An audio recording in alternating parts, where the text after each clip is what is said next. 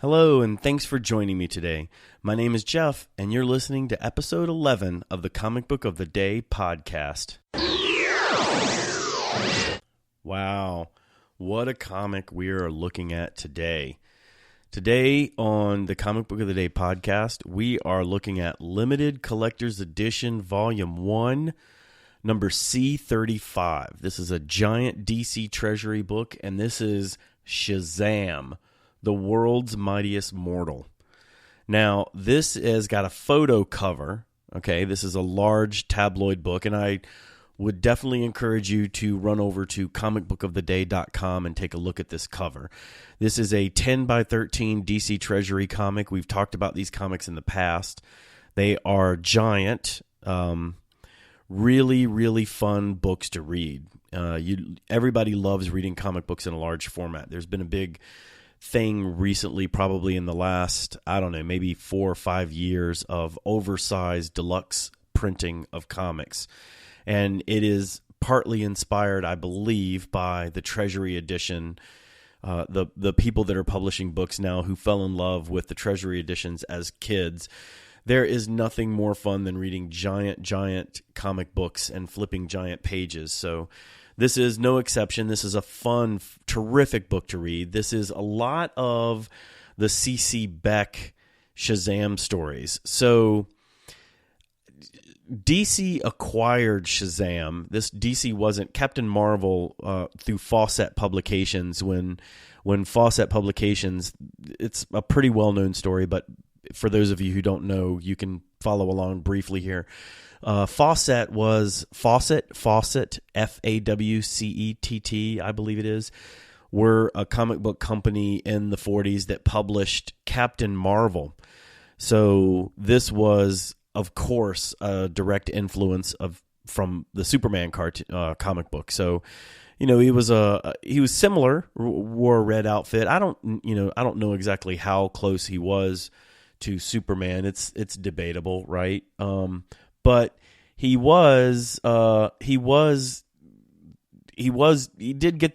raise the ire of DC Comics, and wound up DC Comics and Fawcett Publications wound up in litigation over the character.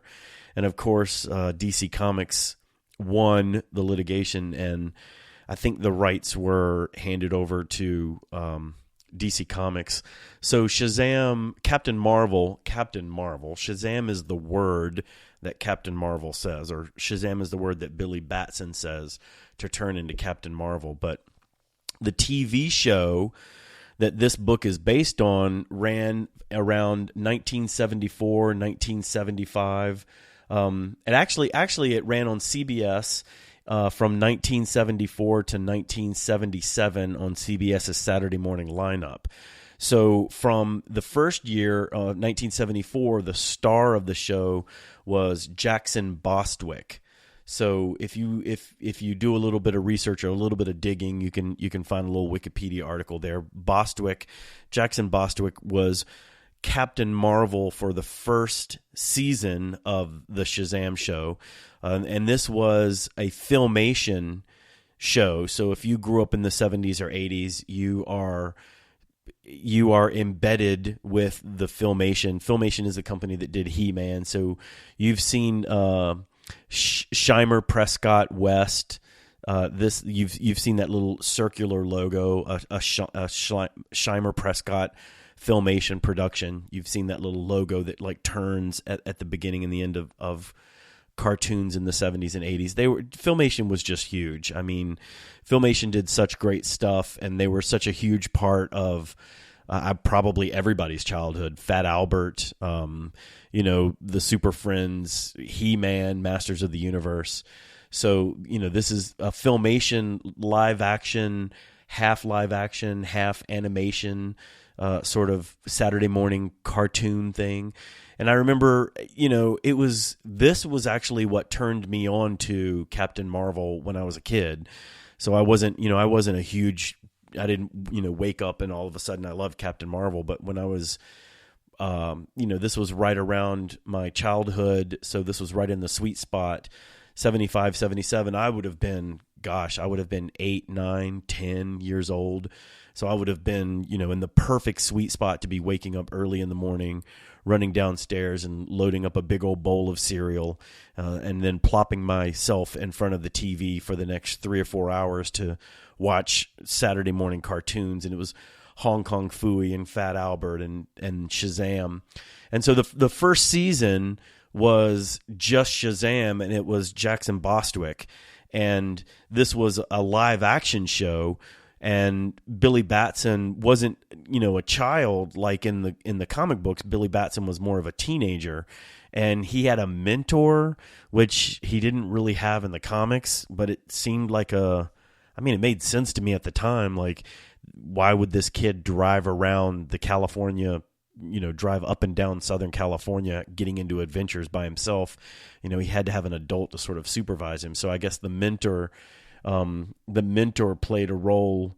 It was played by Les Tremaine, played his mentor. And I think really, if I remember correctly, and it's been a while since I've seen this TV show, but, if I recall, I think he referred to him as mentor. I think he, I don't believe he ever really called him by his name, but and it seemed kind of like a weird relationship, right? These two people sort of driving around randomly, getting into adventures. But I guess, hey, man, it's like in the 70s, you can do that stuff. You can get yourself an RV, you can get yourself a nice motorhome, and you can drive around Southern California, and you can have adventures and save kids and do all kinds of fun stuff because, what the heck? It's Southern California. It's America. You can do that. But this was Michael Gray played Billy Batson, and he was a teenage boy who could, say the magic word SHAZAM. And SHAZAM stood for, it was an acronym, right? So it was Solomon, Hercules, Atlas, Zeus, Achilles, and Mercury. So he could speak. He had this little weird device in the RV, and he could talk to the elders.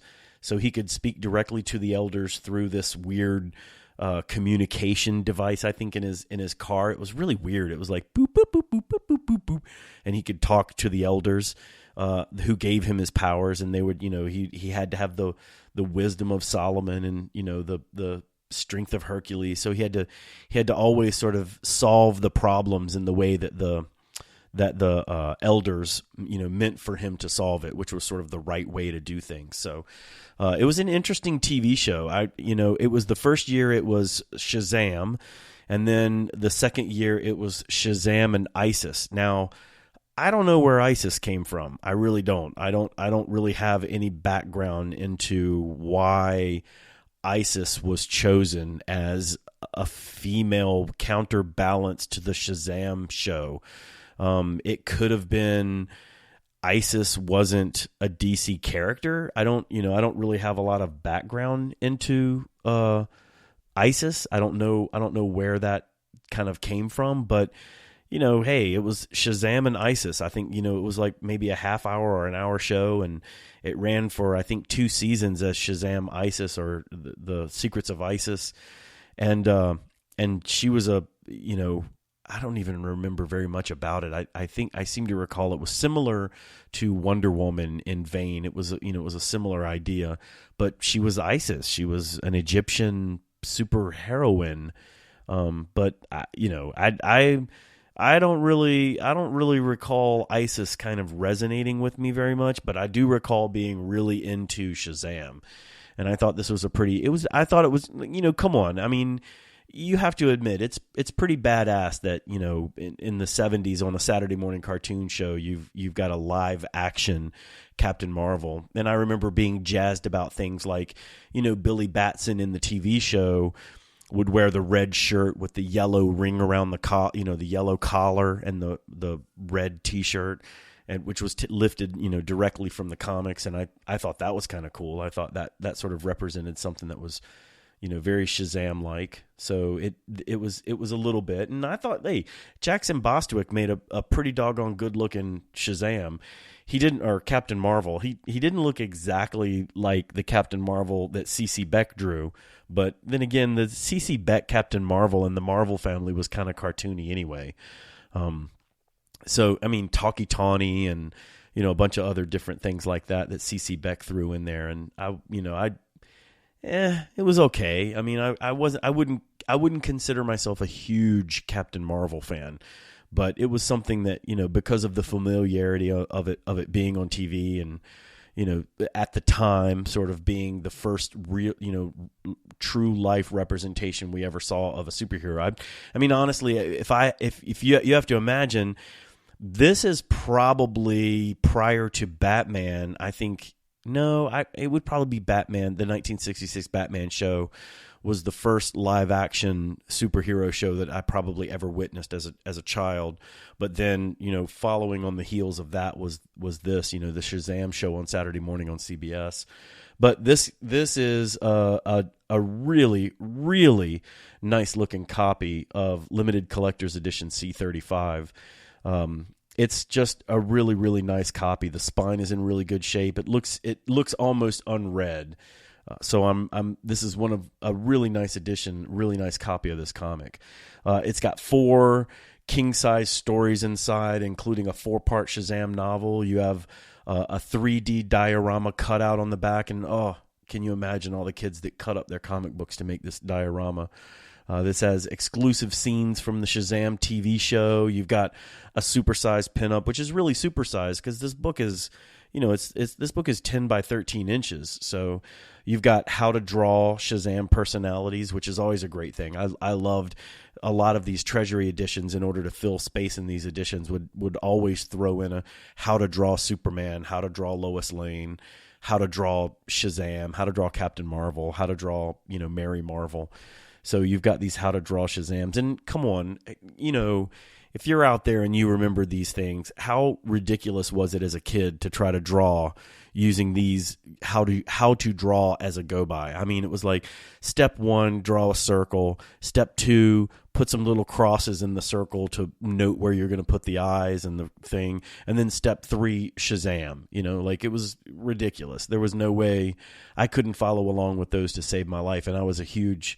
I loved to draw as a kid. So, and you've got Shazam comics cards and puzzle pages. And like I said, this has got a really terrific photo cover on the front of Jackson Bostwick in his Captain Marvel garb. And come on, man. It's not a bad costume. I mean, if you were to wear this at a cosplay convention, you'd pretty much nail Captain Marvel. I mean, I've seen a few Captain Marvel cosplay costumes, and this is pretty much right up there with it. It's a pretty nice costume. I mean, it's all sort of like a red one-piece unitard,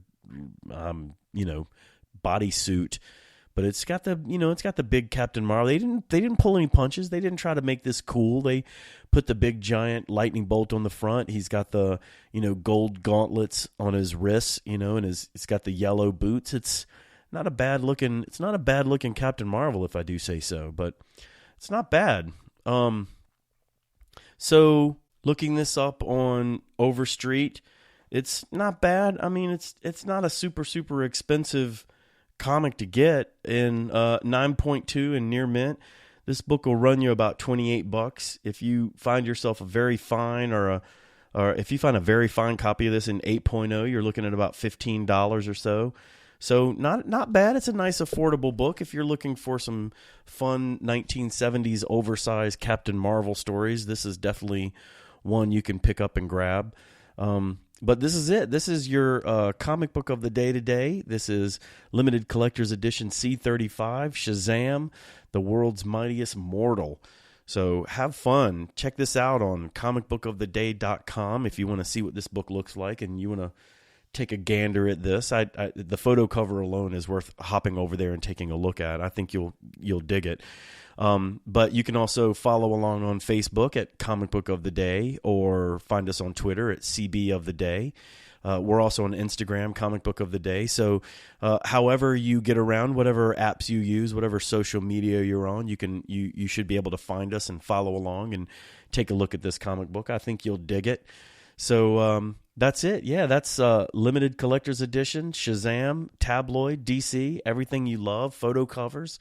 What could be better? So that's your comic book of the day. And once again, thank you for listening, and we will see you tomorrow.